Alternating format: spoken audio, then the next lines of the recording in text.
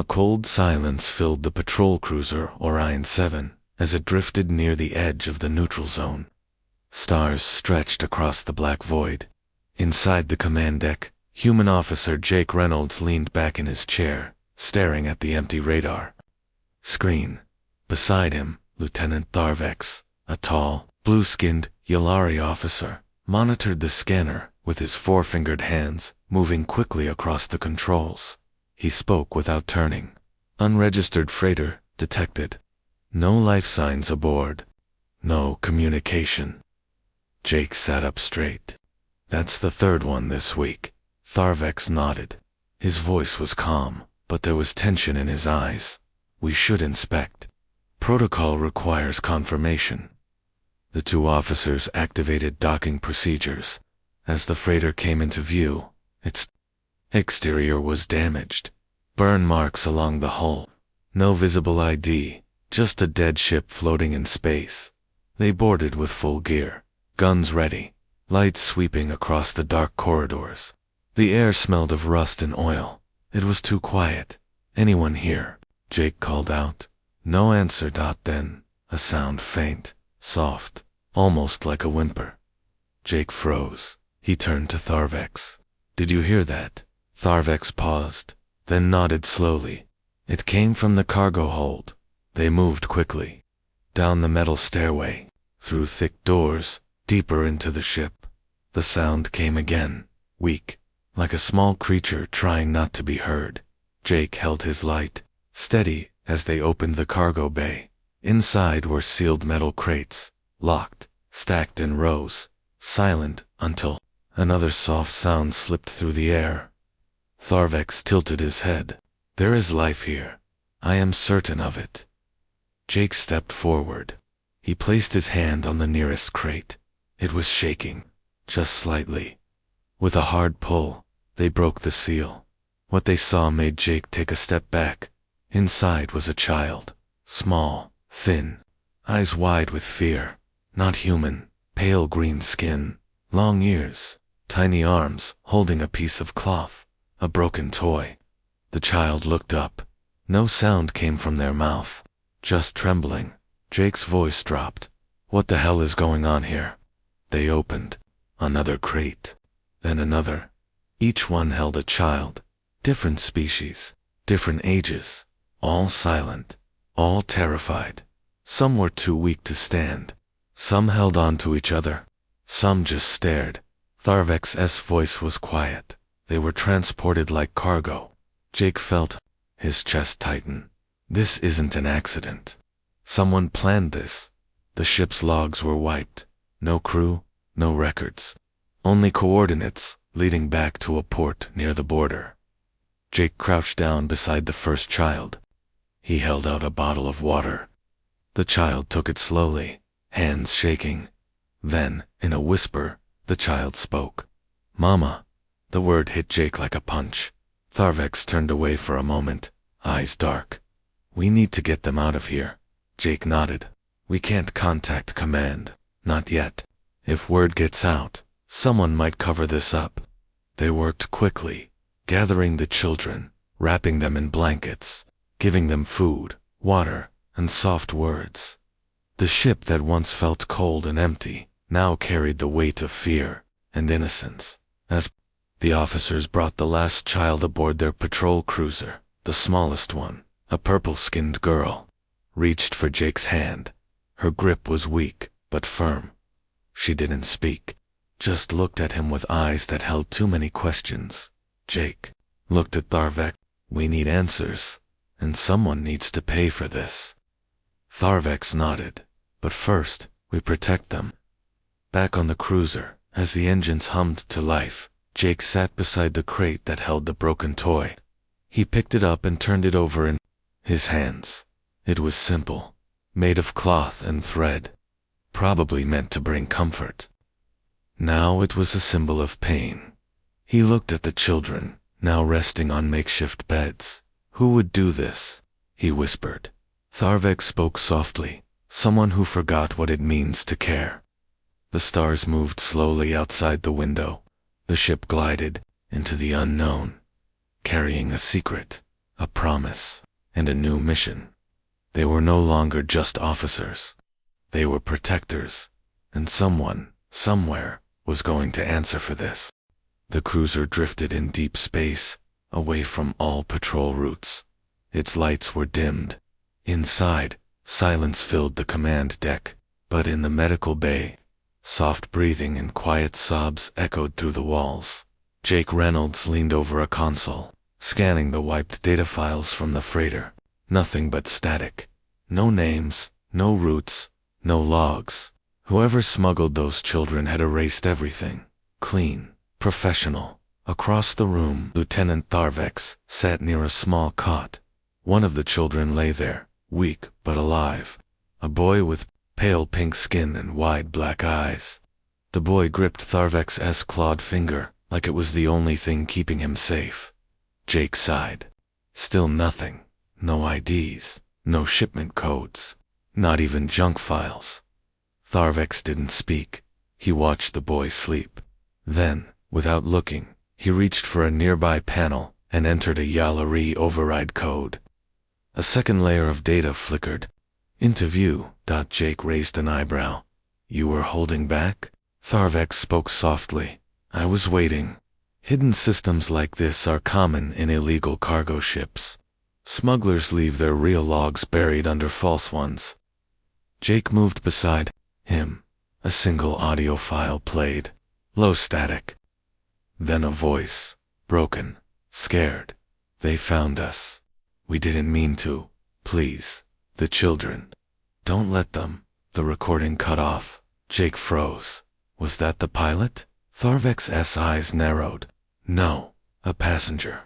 Possibly a worker. Maybe someone who tried to save them. Jake stared at the monitor, then looked over his shoulder at the children, now asleep under thermal blankets.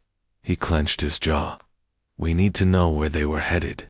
The coordinates in the hidden file were partial, fragmented, but they pointed toward an abandoned orbital station deep in the Lyra belt, a place forgotten by most, a place where smugglers hide the things the galaxy wants to forget. Tharvex hesitated. If we go there, we break protocol.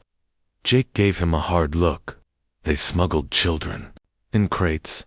I don't care about protocol. They set course in silence. Hours later, the orbital station came into view. Its metal hull was broken in places. Lights flickered across its surface like dying stars. No signs of activity. No transmissions. Just a floating graveyard. Jake and Tharvex docked at the lower ring. The airlock creaked open. Inside, dust and debris covered the floors. Vents hissed with stale air.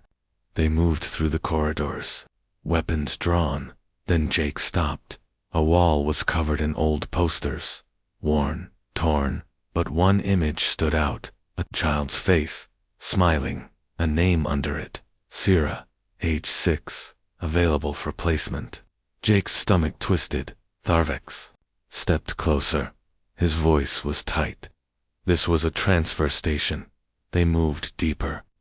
Behind a sealed door, they found a room lined with data drives. One was still active. Tharvex inserted a bypass device. A list appeared. Names, ages, species, dates, destinations. Jake's eyes scanned the list. Each line burned into his mind. They were selling them, he whispered. 2 colonies, 2 families, like property. Then he saw something that made his blood run cold.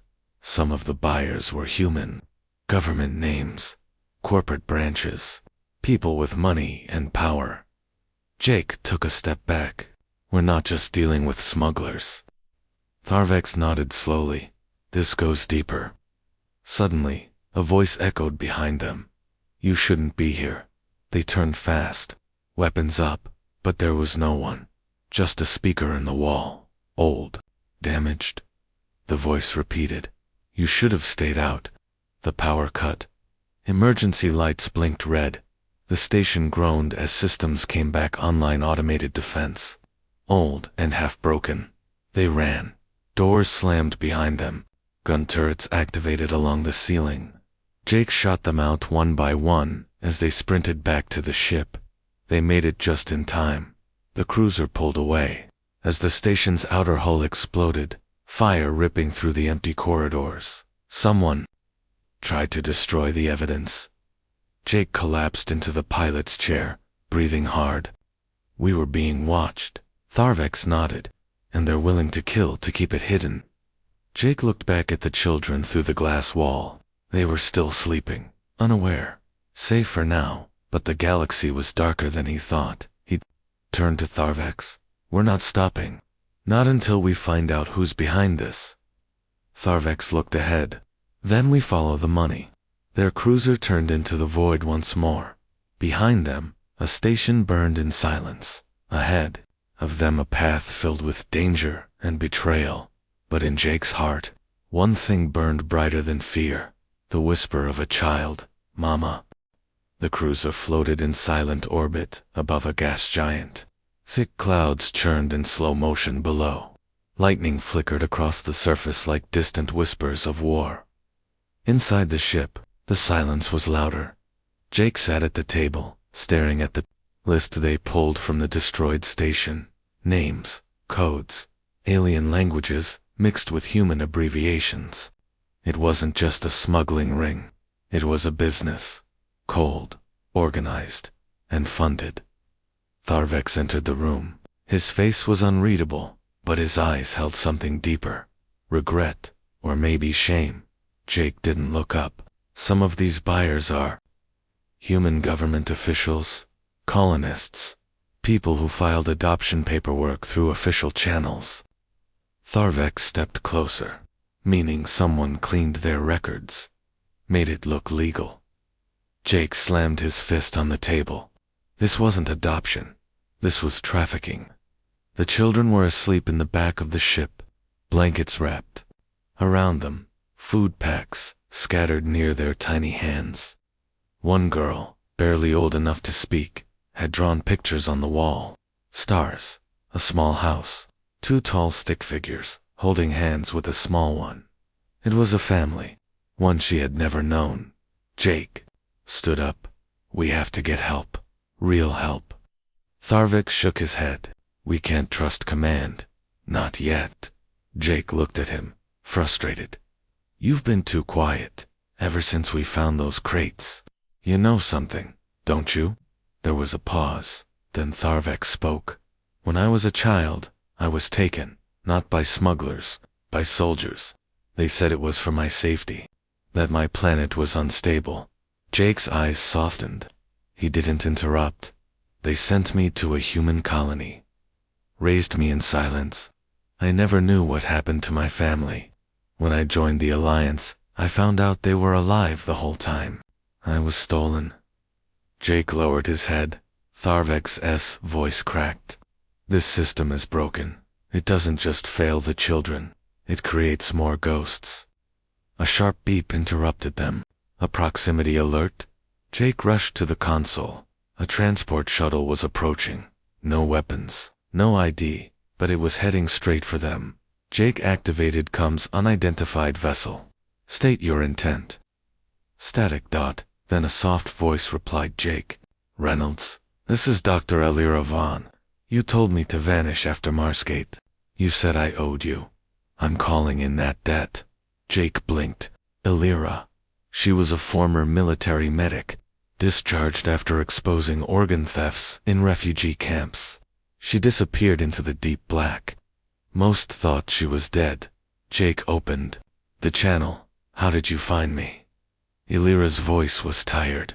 You triggered a dormant ping, hidden in a refugee case file you gave me years ago. I saw the pattern. The children. I can help. Jake hesitated. Tharvex nodded. They lowered shields. Minutes later, the shuttle docked. Elira stepped out, wearing worn gear and a medical scanner strapped to her chest. She saw the children and froze. My God, she whispered. They're so small. Jake stepped beside her. Can you help them? She nodded. Yes, but we need to get moving. Now. Jake narrowed his eyes. Why? Elira looked around. Because you're not the only ones who've found children like these. And the others, never made it off the station. They worked fast. Alira gave the children stabilizers and nutrient shots. She moved with calm hands and a heart that clearly carried weight. Every child she touched seemed to trust her instantly. But while she worked, she whispered something to Jake. "You're being tracked." Jake stiffened. "How?" "One of those crates had a microlocator. I disabled it, but not before it pinged a signal." Tharvek stepped forward. "How much time do we have?" Alira answered, without emotion. "A few hours, maybe less." Jake looked at the list again. "There's another transfer station nearby, but this one's still active. If we're going to shut this down, we need evidence, hard proof, live systems." Tharvex nodded. "Then we go. One last risk." Jake looked back at the kids. The girl who drew the family was now drawing a son, Hope. He turned to Alira. "Can you stay with them?" She nodded. "I'll protect them with my life." Jake and Tharvex prepared for departure. Their next destination wasn't just another station, it was the center of the network. If they made it back, they'd bring down the entire chain.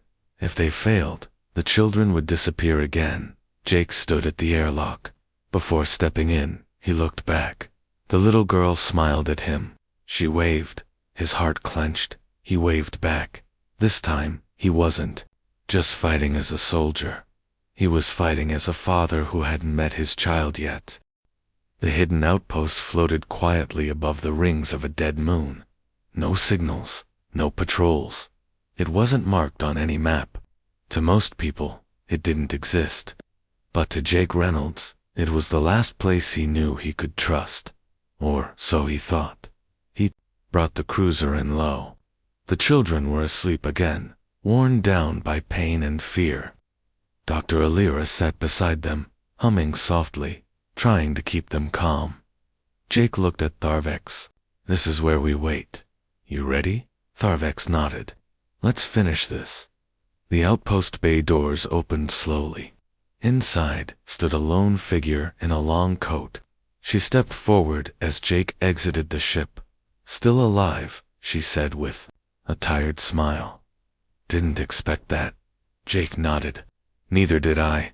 Her name was Captain Mira Callan, a former Alliance commander, dishonorably discharged for exposing black market weapon sales. She now ran a small underground station, offering medical aid and shelter to runaways and exiles. Inside the station, warmth returned. The air smelled of recycled herbs. The walls were covered in soft lights. For the first time in days, the children weren't shivering. Lira helped move them into a clean medical bay. Myra looked at Jake. "You're carrying ghosts." Jake's voice dropped, and someone's trying to bury them again. Tharvex handed Mira the stolen data logs from the previous station. She scanned the files. Her face hardened. "I've seen these names before. Half of them fund the colonization of Sector 12. They pass as philanthropists." Jake clenched his jaw. "They're buying children." Mira sighed. "And you brought them here." Tharvex stepped forward. "We had no choice. They're being hunted." Mira paused. Her eyes drifted toward the med bay, where one child, barely breathing, clutched a blanket tight. She nodded slowly. "Then you're safe, for now." But Jake noticed something. Her eyes didn't match her voice. That night, Jake couldn't sleep. He walked the quiet halls of the outpost. It felt too still, too perfect. Then he noticed something strange. A flicker in the security monitor. The medical bay door. Opening, then closing. No one had clearance but Mira and Alira. He rushed to the bay. Inside, one child was missing. Alira looked up, panicked. "I just turned away for a second." Jake's heart raced. A soft sound came from the floor vent. Jake knelt, pressed his ear to the cold metal, and listened. Whispers. He pried the panel open, and found her, the smallest child, curled up. Crying. Jake lifted her gently. "Why did you hide?" The child pointed toward the hallway, then whispered, "Bad woman." Jake turned to Alira. She saw something. Alarms suddenly echoed through the outpost. Turrets activated. Blast doors slammed shut. Jake's voice went cold. They found us. But Alira shook her head. No, this isn't them. This is coming from inside. Jake's blood ran cold. He ran to the control room. Mira stood over the console, typing commands. You betrayed us, Jake said. She didn't turn. I made a deal. Tharvex entered. Gun raised. Step away from the console. Mira sighed. You think you're saving them, but you're just making them targets. Jake's voice broke. They're children. She turned then. Her eyes were tired. Exactly. And people are willing to pay. Enough to save hundreds of others. I don't take it for myself. Tharvex fired a warning shot near her foot. Move. But before she could act again, Alira came from behind and injected her with a sedative. Mira collapsed. Jake locked down the station. They found the tracker dot hidden in the child's blanket, sewn inside. Deep, a micro-threaded pulse. It had already sent a signal. Tharvex checked the scanner. We have company. Multiple ships. Fast. Heavy. Jake stared at the children. Then, at Alira. We can't fight them. Alira spoke calmly. Then, we don't. She tapped into the outpost's reactor core. Set a timed overload. 10 minutes. Jake's eyes widened. You'll blow the station. Alira looked at the children. I'd rather destroy this place than let them take even one of them. They rushed to the cruiser, carried the kids aboard, sealed the bay dot as the engines roared to life. The first enemy ship arrived. Black, sleek, silent. Jake didn't wait. He punched the thrusters behind them. Fire bloomed across the sky. The outpost vanished in a burst of light, but Jake couldn't look back. He sat beside the pilot's seat, holding the little girl who had warned him. Her voice was soft. Is the bad lady gone? Jake nodded. Yes, she's gone. The child wrapped her arms around his chest. Can I stay with you?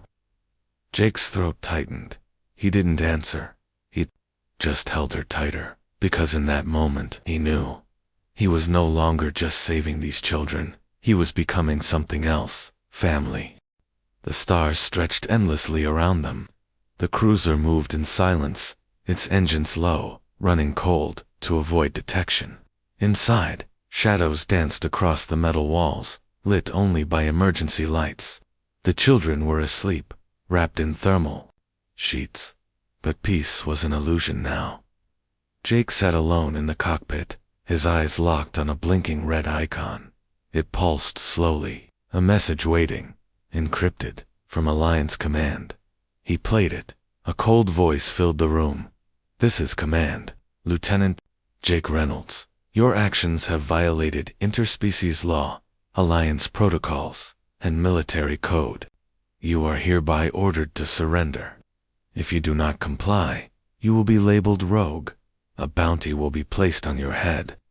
Jake's face didn't change, but his heart sank. He didn't speak for a long time. Then he whispered to no one. So, this is how they thank you. For doing the right thing. Behind him, Tharvex stood silently. I received the same message, he said. Jake turned. Then we're both outlaws now. Tharvex looked calm, but his eyes were darker than usual. It won't take long for bounty hunters to find us, and worse, others might come pretending to help. But they'll want the same thing. Jake lowered his voice. The children, they shared a heavy silence. Then Jake pulled up a map. There's an outlaw moon in the Soren Fringe. Old mining world. No government. No scans. We can hide there. Just for a while. Tharvex nodded, and after that, Jake paused. We stopped running. The ship changed course. The outlaw moon was a wasteland of ice and wind. Abandoned mines, stretched like broken ribs across its surface. But underground, in the warmth of old tunnels, people still lived. Criminals, exiles, survivors. Jake and Tharvex landed near a hidden entrance and carried the children inside. The community was rough, but they didn't ask questions. Credits were enough. A few hours later, they had heat, food, and shelter. For now, they were safe. Elira stayed with the children, treating fevers and calming nightmares. Jake and Tharvex sat in a corner of the old canteen, watching every door. Jake sipped stale coffee from a cracked mug. I keep waiting to wake up, like all of this is some kind of bad dream. Tharvex looked distant. Dreams don't scar you like this. Jake nodded, then reached into his jacket. He placed a data stick on the table. The rest of the names, every buyer, every transfer point, every location. Tharvex stared at it. You copied it, Jake whispered. If we leak it, this ends. But the second it goes public, we lose any chance of walking away. They'll hunt us until we stop breathing. Tharvex looked at Jake, then let them come. Suddenly, the doors burst open. 5 armed figures stormed in, armored, marked with black insignia, Alliance bounty unit. Jake dove to the side. Tharvex drew his weapon. The air exploded with plasma fire. The walls burned. Civilians scattered. Jake rolled behind a table, aimed, and fired.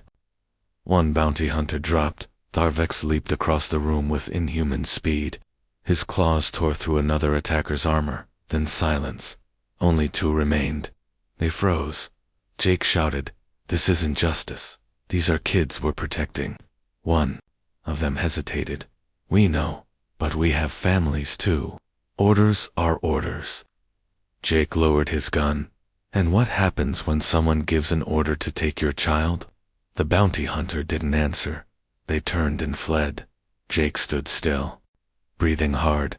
A deep voice broke the silence behind him. "You always were a bleeding heart." Jake turned, and his expression changed. Commander Silas Reynolds, Jake's brother, wearing full Alliance armor. Jake's voice cracked. "What are you doing here?" Silas raised his weapon. "I'm here to bring you in, dead or alive." Jake stepped forward. "You knew what they were doing, didn't you?" Silas didn't blink. "It's above your clearance." Jake's voice rose. "They're children." Silas stepped closer. "And they're not ours." Jake's hand tightened into a fist. "They are now." Silas hesitated. Then, slowly, he lowered his gun. "I'll give you 24 hours. After that, I won't be able to help." Jake's eyes widened. "Why help me now?" Silas looked away. "Because you were right. About Marsgate. About everything." Then he walked away. Jake stood frozen for a moment, then turned to Tharvex. "We're out of time." That night, the children were quiet, but one boy couldn't sleep. He walked to Jake's side, holding a worn blanket. Jake looked down. The boy's voice was small. "Are they coming for us again?" Jake knelt beside him. "They might, but we won't let them hurt you." The boy nodded. "I had a dad once. He wasn't like you." Jake smiled softly. "Want to tell me about him?" The boy shook his head. "No, I want to forget him." Jake placed a hand on his shoulder. "Then we'll make new memories." The boy leaned into him. "Can you be my real dad?" Jake's heart broke. He didn't answer right away, but he wrapped his arms around the child and whispered, "I already am." The outlaw moon was quiet again, but peace no longer felt real. Jake sat alone in the dark, watching an old video file flicker across the holoscreen. A woman's voice echoed through the small room. It trembled with sorrow. "My son's name is Kale. If he ever sees this, I want him to know. I didn't give him up because I stopped loving him. I gave him up because the world stopped protecting him." Jake couldn't look away. The woman was tired, her eyes sunken from weeks of hiding. She held a small toy in her hand, the same one Jake now kept beside his bed. She looked into the camera and whispered, "Please, don't let them sell him. Don't let him disappear." The file ended. Jake didn't speak. Behind him, Tharvex entered, carrying a data tablet. "I traced the last buyer from that station," he said. He's not just some black market dealer. He's your command director. Marlin Silex. Jake didn't react at first. Then he stood slowly. I trained under him. I trusted him. Tharvex nodded. He betrayed you. He betrayed all of us. Jake stared at the wall for a long time. Then he said, no more running. No more hiding. He grabbed the data stick. We burn them all. The plan was simple. They'd leaked the full buyer list and trafficking records through the Orion chain, an old pirate broadcast network that couldn't be traced or blocked. Once the files were out, the entire galaxy would see the truth. The Alliance wouldn't be able to hide it anymore. But there was one more piece they needed. Live footage from an active transfer, a real-time operation. Proof no one could deny. Had found one. A secure station, orbiting a dwarf star. He called it Station Halvex. It processed orphans for off-world adoption, then erased their identities. Jake checked the scans. How do we get in? Tharvex looked grim. With someone they trust. Alira had already started preparing the children to move again. The older ones were quiet, but the younger ones clung to her coat with wide, frightened eyes. Jake knelt down in front of the purple-skinned girl, the one who once called Mira bad. Lady, do you remember your name? He asked. She nodded shyly. Emery. Jake smiled. That's a beautiful name. She looked up at him. Will I have a mama and papa now? Jake felt his chest tighten. You already do. She reached out and touched his face. You're my papa. He didn't speak. He just pulled her into his arms and held her close. They arrived at Station Halvex in a disguised medical shuttle.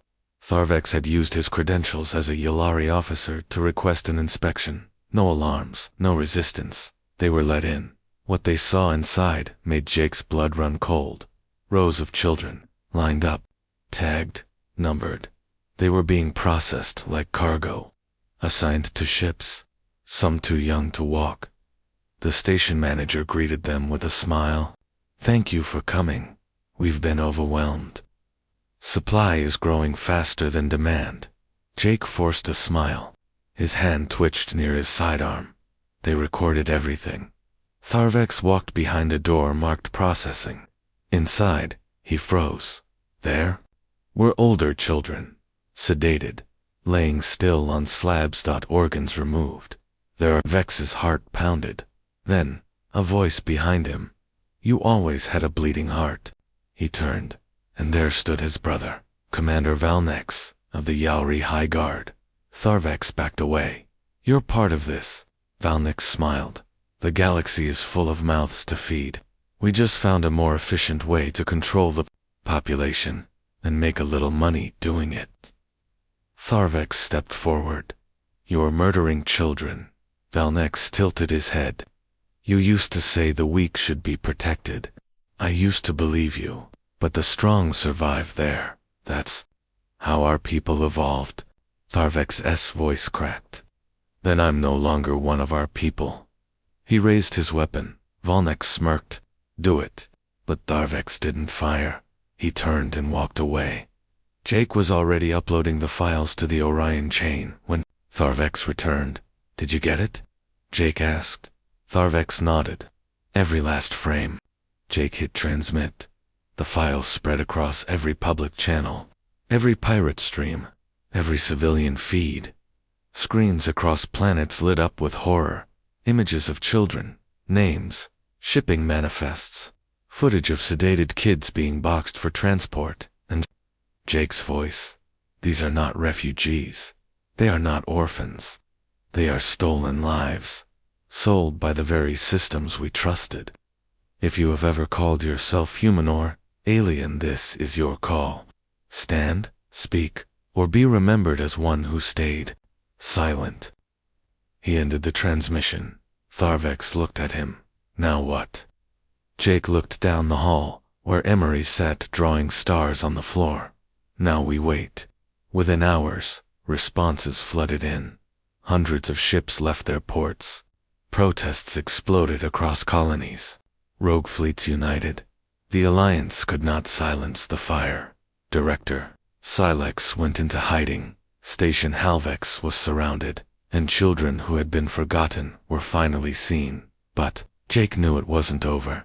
The galaxy had seen the truth, but truth always demands a price. He walked into the sleeping quarters and sat beside Emery. She opened her eyes and smiled. "Did you stop the bad people?" Jake nodded. "We started something they can't stop." She reached for his hand. He held it tight, and, for the first time, Jake didn't feel like a soldier. He felt like a father. The galaxy had changed. The transmission from the outlaw moon had spread like wildfire. Across human colonies and alien worlds, screens lit up with the truth, faces of frightened children, voices of officers who had risked everything, documents that exposed names, payments, and crimes buried for years. Some turned away, but most, DIDN, single quotes, people stood up, marched, cried, fought. For once, they didn't care about race or species. They cared about what was right. On the outer rim, in a small station built from old cargo ships welded together, Jake Reynolds sat on a bench with Emery asleep in his lap, her tiny arms wrapped around his chest, her breathing calm. She was safe. He looked out the window at the stars. They felt warmer now.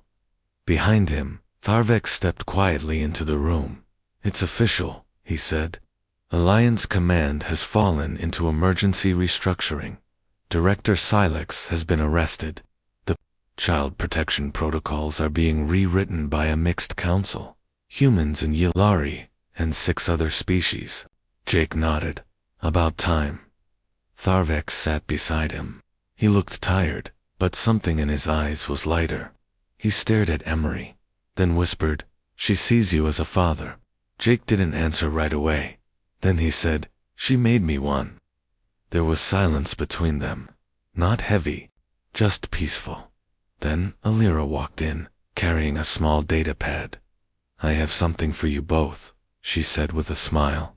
"Adoption petitions. Approved." Jake blinked. "Adoption." She nodded.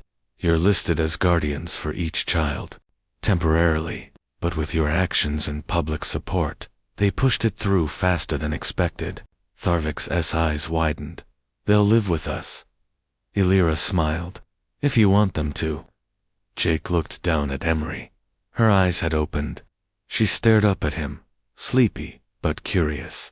"Do we have a house now?" she asked. Jake smiled. "We'll build one." Her small hand touched his cheek. "With a garden?" Jake nodded. "With flowers? Real ones?" Over the next few days, ships arrived one after another. Not warships. Civilian crafts, volunteers, families, healers, architects.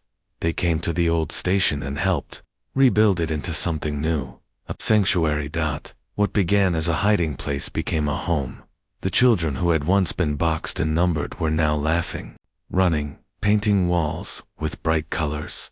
Emery planted the first seed in the new garden. She called it hope. It bloomed within days. One evening, Jake walked through the garden, now surrounded by soft lights and laughter. He passed Tharvex, teaching young ones how to pilot a small drone. He passed Alira reading bedtime stories to a group huddled under blankets, and then he stopped. There was a recording playing on a small terminal near the front gate. His own voice. "These are not refugees. They are not orphans. They are stolen lives." Someone had turned the transmission into a beacon, a call to protect, a call to remember. Jake turned it off, not because he was ashamed, but because the children deserved to move forward. They weren't just victims anymore. They were family. Weeks later, an official tribunal was held in the neutral sector. Jake and Tharvex stood before a panel of officers and ambassadors from 6 star systems. Charges were read, crimes listed, but before judgment could be passed, thousands of messages poured in from civilians across the galaxy. People who had seen the truth, people who had been part of the change, people who demanded that the 2 men be recognized as heroes. The tribunal fell silent, and finally, the verdict was read. Charges dismissed. Honors granted. Guardianship approved. May you both continue to serve, not only as soldiers, but as fathers. Back on the sanctuary station, the sky was soft and gold as the local sun began to set. Jake sat beside Tharvex on the new front porch of their shared home. Children played in the yard. Some chased each other. Some painted stars on the walls. Others just sat in peace, knowing they were finally safe. Jake looked over at his friend. "You ever think we'd end up here?" he asked. Tharvex chuckled. "Not once." Jake smiled. "And yet, I wouldn't change a thing." Then Emery came running up the path, carrying a flower. She handed it to Jake. "For you, Papa."